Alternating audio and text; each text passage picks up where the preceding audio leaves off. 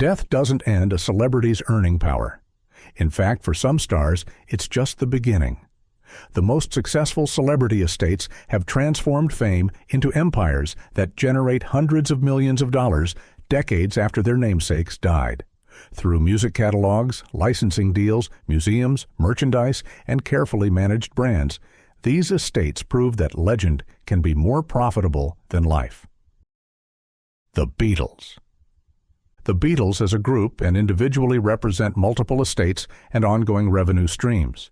John Lennon, George Harrison, and Paul McCartney's publishing company, Northern Songs, was sold to Michael Jackson in 1985, later became part of Sony/ATV.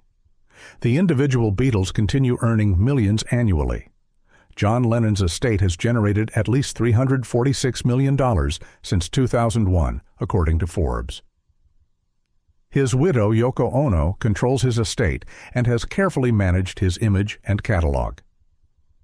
George Harrison died in 2001, and his estate continues earning from his solo work and his share of Beatles royalties. His widow, Olivia, manages his legacy. The 50th anniversary re-release of Abbey Road in 2019 generated significant revenue. The Get Back documentary and related releases continue introducing Beatles music to new generations. Streaming has made Beatles music accessible worldwide, generating ongoing royalty income that flows to the surviving members and the estates of the deceased ones. Elvis Presley. Elvis Presley died in 1977 at age 42, and his estate has appeared on Forbes's highest-earning dead celebrity list every year since the list began in 2001. Over those years, his estate has earned approximately $1.2 billion. In 2024 alone, the estate earned $50 million. The Elvis empire is built on multiple pillars. His music catalog continues generating royalties from streaming, radio play, and licensing. Graceland, his Memphis mansion, attracts over 600,000 visitors annually and generates revenue through admission fees, tours, and merchandise. The estate operates Elvis Presley Enterprises, which manages licensing for products ranging from clothing to slot machines. In 2013, a company called Authentic Brands Group acquired the rights to Elvis's name, image, and likeness, though the Presley family retained ownership of Graceland and 15% of Elvis Presley Enterprises. The family still earns millions annually from these holdings. Upon Elvis's death, he left his entire estate to his only child, Lisa Marie Presley, who was 9 years old. His ex-wife, Priscilla, managed the estate until Lisa Marie turned 25. Priscilla is credited with transforming Graceland from a money-losing property into a profitable tourist attraction. Lisa Marie died in January 2023 at age 54, sparking a legal battle between Priscilla and Lisa Marie's daughter, Riley Keough. A judge ruled in favor of Riley, who now serves as sole trustee of the estate. In 2024, a bizarre identity theft scheme briefly threatened to force an auction of Graceland, but the plot was thwarted and the property remains safely under Keough's control. Michael Jackson. Michael Jackson's estate earned $600 million in 2024 alone, making him the highest-earning dead celebrity by an enormous margin. Since his death in 2009 at age 50, Jackson's estate has generated approximately $3.5 billion, more than any other deceased celebrity in history. As one estate lawyer put it, it's MJ, then an enormous canyon, then everybody else. The numbers are staggering. In 2024, Sony Music Group purchased half of Jackson's music catalog for $600 million in a deal that valued his musical assets at over $1.2 billion, the highest sum ever paid for the work of a single musician. The estate retained 50% ownership and negotiated to receive a larger share of worldwide royalties on that remaining half. This wasn't Jackson's estate's first major catalog deal. In 2016, they sold Jackson's stake in the ATV catalog, which included Beatles songs and other artists' work, to Sony for around $750 million. But Jackson had always retained ownership of his own master recordings and publishing rights, and it's those assets that continue generating massive wealth. Beyond catalog sales, the Jackson estate has diversified into multiple revenue streams. MJ the Musical opened on Broadway in 2022 and expanded to 5 global productions. The shows collectively earn millions per week in ticket sales. Michael Jackson 1, the Cirque du Soleil show in Las Vegas, has been running since 2013 and had its run extended through 2030. The show has performed over 5,000 times. Jackson's posthumous concert film This Is It grossed $267 million worldwide. An upcoming biopic starring Jackson's nephew Jafar is scheduled for release in April 2026. The estate has been managed by executors John Branca and John McClane since Jackson's death. They've navigated controversies including the Leaving Neverland documentary and ongoing litigation while somehow managing to increase the estate's value year after year. Upon his death, Jackson left 40% of his estate to his mother Catherine, 20% to charity, and 40% divided among his 3 children, Prince, Paris, and Bijie. The children will also inherit Catherine's share upon her death. Catherine publicly opposed the 2024 catalog sale, stating it went against Michael's wishes, but the deal went through anyway. Steve McQueen. Steve McQueen died of cancer in 1980 at age 50. Known as the King of Cool, McQueen's image continues to sell products decades later. His estate earns millions annually through licensing deals for clothing, watches, and other products that capitalize on his association with masculinity and rebellion. CMG Worldwide manages McQueen's estate. His image appears in advertising campaigns for brands ranging from Ford to Tag Heuer watches.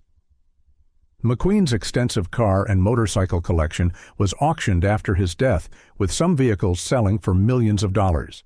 His personal items, from racing suits to movie memorabilia, continue commanding high prices at auction. McQueen's estate is shared among his children and grandchildren from his various marriages. Unlike some estates that are controlled by a single heir or executor, the McQueen estate has multiple stakeholders, occasionally complicating decision-making about licensing and brand management. Freddie Mercury and Queen. Freddie Mercury's estate earned $250 million in 2024, almost entirely due to Sony Music's acquisition of Queen's music catalog for $1 billion in June of that year. The deal included rights to Queen's biggest hits, including Bohemian Rhapsody, We Will Rock You, and I Want to Break Free. Mercury died of AIDS in 1991 at age 45. In his will, he left half of his estate to his former fiancée and longtime friend, Mary Austin. The remainder was split between his parents and his sister, Kashmira Bulsara. When Mercury's parents died, Austin received their shares, making her the majority owner of his estate. The 2018 biopic Bohemian Rhapsody, which earned over $900 million worldwide, introduced Queen's music to a new generation and significantly increased streaming revenue in the years that followed. The band continues touring with Adam Lambert on vocals, generating additional income that flows to the estates of Mercury and other deceased band members. Prince. Prince died of an accidental fentanyl overdose in 2016 at age 57, leaving behind one of the music industry's most valuable estates and no will. The lack of estate planning led to years of legal battles between his siblings and other potential heirs. In 2024, Prince's estate earned approximately $35 million. The estate's value lies primarily in Prince's extensive music catalog. He was famously protective of his work, fighting record labels for ownership rights throughout his career. He eventually gained control of his master recordings, making his estate one of the few that fully owns both the recordings and the publishing rights. Primary Wave Music has partnered with the Prince estate to manage and monetize his catalog. The estate has released previously unreleased material from Prince's legendary vault at Paisley Park, which reportedly contains enough music for dozens of albums. Paisley Park, Prince's Minnesota compound, has been converted into a museum that attracts fans from around the world. After years of probate court battles, Prince's estate was finally settled in 2022, with his 6 siblings or their heirs receiving equal shares. The estate continues to generate significant income through streaming, licensing, and merchandise. Bob Marley. Bob Marley died of cancer in 1981 at age 36, but his brand has only grown stronger over the decades. His estate earned approximately $30 million in 2024, boosted by the release of the biopic Bob Marley One Love. Though Universal Music Group owns most of Marley's master recordings, his estate has built a vast merchandising empire. The Marley name appears on audio equipment, coffee, fragrances, home goods, apparel, and cannabis products. House of Marley, the audio equipment line, is sold worldwide. Marley Natural Cannabis Products capitalize on his association with marijuana culture. Marley's widow Rita and his 11 acknowledged children have been involved in managing his estate, though legal disputes among family members have occasionally complicated matters. The estate's success lies in understanding that Marley's image represents more than music. It represents a lifestyle, a philosophy, and a cultural movement that continues attracting new generations. Charles Schulz. Charles Schulz created the Peanuts comic strip in 1950 and drew every installment himself until his death in 2000. His estate earned approximately $30 million in 2024. The Peanuts characters, particularly Snoopy and Charlie Brown, appear on billions of dollars worth of merchandise annually. MetLife used Snoopy as its corporate mascot for decades. The characters appear in animated specials, feature films, and a vast array of licensed products. In 2018, Sony paid $345 million for a 49% stake in the Peanuts brand. DHX Media owned the majority stake before the Sony deal. The agreement valued the entire Peanuts empire at over $700 million. Schultz's widow Jean and their children maintain creative oversight over new Peanuts content, ensuring that new projects honor Schultz's vision while introducing the characters to new generations. John Lennon. Beyond his earnings as part of the Beatles, John Lennon's solo work and image continued generating revenue for his estate. Lennon was murdered in 1980 at age 40, cutting short one of music's most influential careers. His estate has earned at least $346 million since Forbes began tracking posthumous earnings in 2001. Yoko Ono, Lennon's widow, controls his estate, and their son Sean Lennon will eventually inherit. Ono has carefully managed Lennon's image, authorizing certain uses while rejecting others. She's released archival material including Gimme Some Truth, a box set of Lennon's solo work. The Imagine Mosaic in Central Park's Strawberry Fields has become an unofficial memorial where fans gather on the anniversary of Lennon's death. The site has helped keep his memory alive for generations who weren't born when he was killed. Lennon's assassin remains imprisoned, and Ono has consistently opposed his parole requests. David Bowie. David Bowie died of liver cancer in 2016 at age 69, just 2 days after releasing his final album Black Star. His estate was valued at approximately $230 million at the time of his death. In 2022, Warner Music Group purchased Bowie's entire catalog for around $250 million in one of the music industry's largest catalog deals. Bowie left his estate to his widow Iman and his 2 children, Duncan Jones and Alexandria Zara Jones. Unlike many artists who die unexpectedly, Bowie had time to plan his estate carefully. He'd been diagnosed with cancer 18 months before his death and used that time to complete Black Star and put his affairs in order. Bowie was a pioneer in catalog monetization, having issued Bowie bonds in 1997, securities backed by future royalties from his pre-1990 catalog. The bonds raised $55 million and represented an innovative approach to music rights that influenced how other artists thought about their catalogs. James Dean. James Dean died in a car crash in 1955 at age 24, having completed only 3 films: East of Eden, Rebel Without a Cause, and Giant. Despite this brief career, his image remains commercially valuable 70 years later. Dean's estate earns millions annually through licensing deals. His image appears on clothing, posters, and various products marketed to each new generation that discovers his films. CMG Worldwide manages James Dean's estate and has aggressively protected his image rights, filing lawsuits against unauthorized uses.